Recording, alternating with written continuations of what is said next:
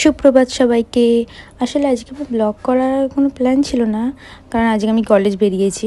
কিন্তু আজকে ওয়েদারটা যে দারুণ লাগছিল না, তাই ব্লগটা না করে আর পারলাম না। আর বর্ষাকালে গ্রামের ওয়েদারটা সত্যি অপূর্ব হয় জাস্ট। আমি স্টেশনে ঢুকি আর ট্রেনটাও আমাকে টাটা বাই বাই করে প্রত্যেকবার চলে যায়। আমি বুঝি না, আমি যেদিনই কলেজ বেরোই সেদিন যে কেন যে বৃষ্টি হয় ভগবান জানে।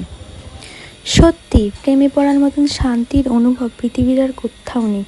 কী বলেছে, প্রেম শুধু নারী আর পুরুষের মধ্যেই হয়? প্রকৃতিরও প্রেমে পড়া যায়। তুমি আবার প্রকৃতির প্রেমে পড়ে দেখো, এখানে তুমি শান্তি পাবে, সুখ পাবে।